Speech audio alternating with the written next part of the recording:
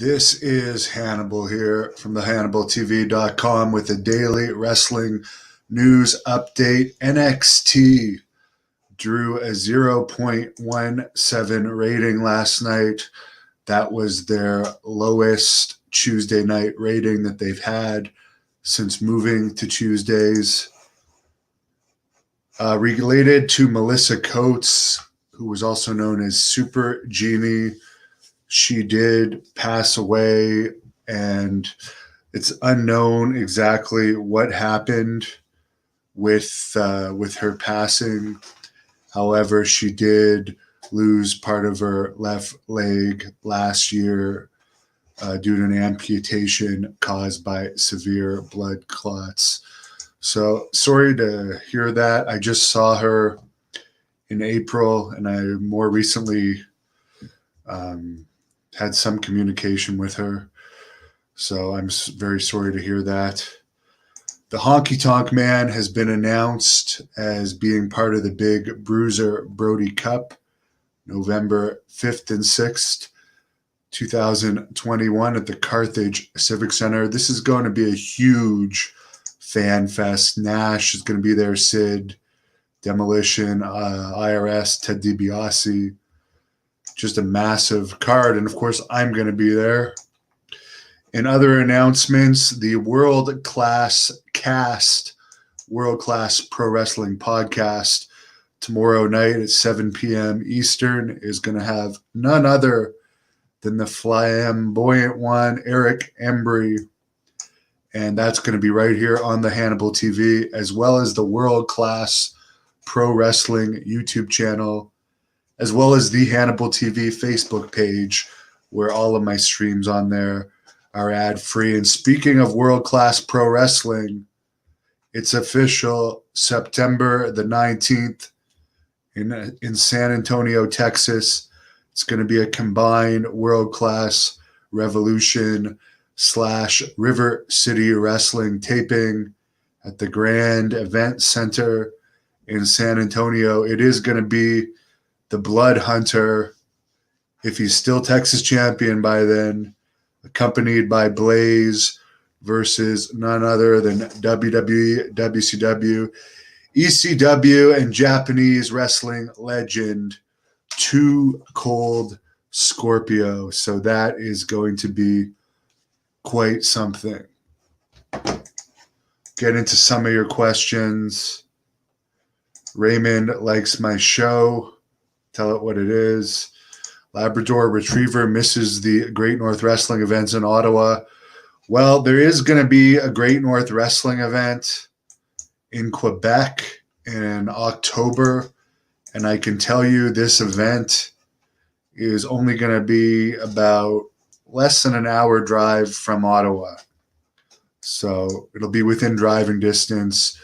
There's also going to be some GNW match tapings this summer, but sadly, likely in front of no fans due to the restrictions on having fans for indoor activities that are still happening here in both Ontario and Quebec.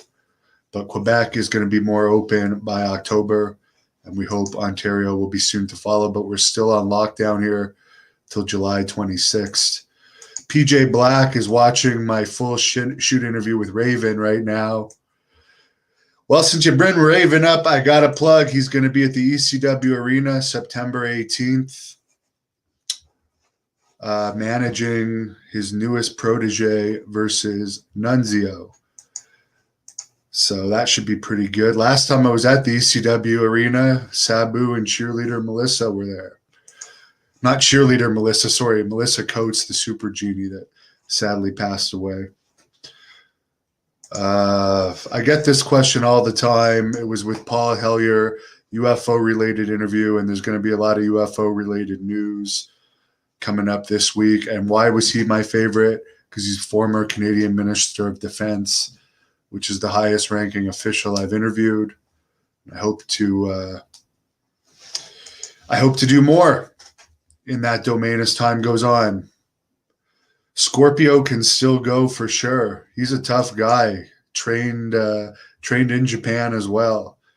this might actually be the toughest challenge that the Blood Hunter has had, for sure, versus Scorpio. Although, from what I understand, the Canadian champion Jeremy Prophet wants to challenge him this summer.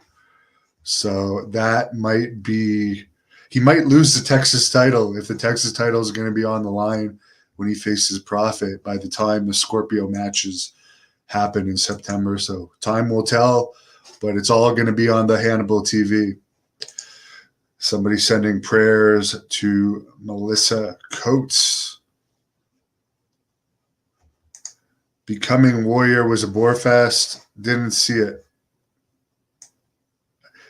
Or maybe that was one of the documentaries. I don't know. If that was the A&E documentary, I did a whole review on it. Can somebody get a birthday shout out? Yes, TNT Pro Wrestling Booking. Happy 50th birthday to you. Geraldo, do I think I could give the Blood Hunter a good fight? Yes, but he makes me glad I'm retired. Because unless I get huge money, as I said yesterday, if somebody wants to pay me 50 grand plus a percentage of the pay-per-view buys, I would box a guy like Lars Sullivan. But I'm going to need serious money to fight. I'm not going to fight for a small amount of money. Jay the Goon did not apologize to me, but I have told his agent that I would happily sponsor a match of the Goon versus the Blood Hunter, because I would love to see the Blood Hunter kick the Goon's ass.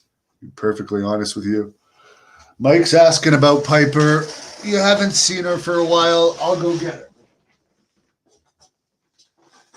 She's the security guard of my office. She likes to stay under my table.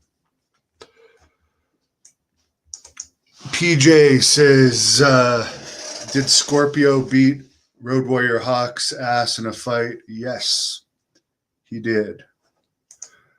Herb says Lars Sullivan loves the BJ and BJJ. Very, very, very funny. I'm going to end it at that before we get too far down the Lars Sullivan rabbit hole. But as I said yesterday, if I was Sullivan, and I'm not saying he necessarily has to do gay porn again, but if he's already been in porn, why not?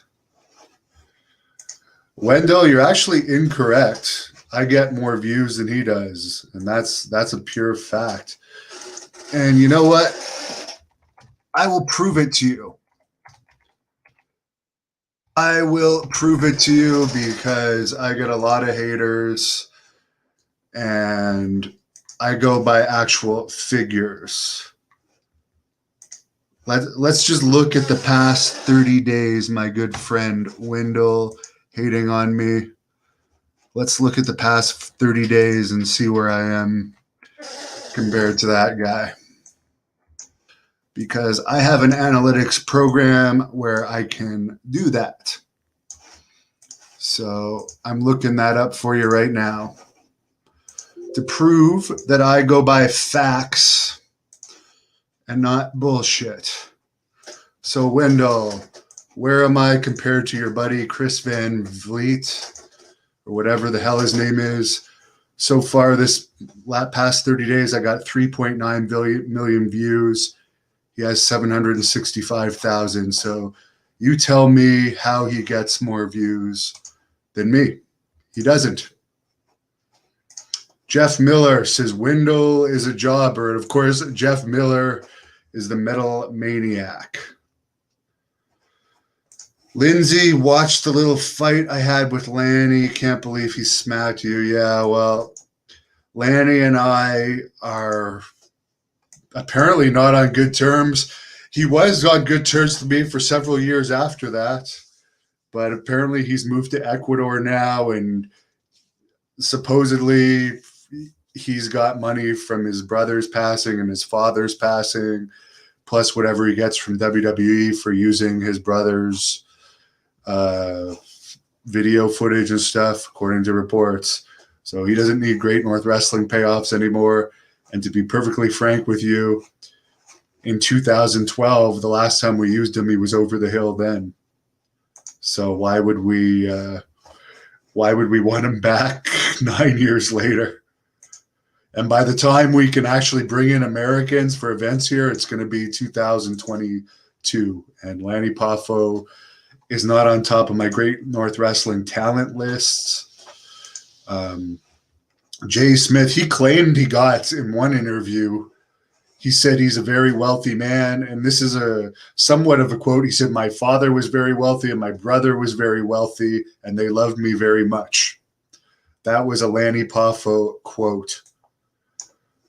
Rory says he doesn't watch Jim Cornette. He watches me. Thank you. Appreciate it. Well, and just to go back onto Great North Wrestling, I plan to really put an emphasis on the women's division when it gets back going, because I've been scouting a lot of female talent. But I'm also going to be working, by the way, with PCW Ultra, by far the biggest company in California. And they actually told me to say something today. And that is, here's what PCW Ultra told me to say. They are reporting that they're going to be returning with an over-the-top event in the fourth quarter of this year. That is a quote from PCW Ultra, based in LA. Very exciting. I'm going to be part of that, covering it, looking very much forward to it. Barbara says, I'm the best reporter in wrestling. Appreciate it. So thanks for all your nice comments, and I'm really sorry for the loss of Melissa Coates. She's a really nice lady. Thank you for watching the Hannibal TV.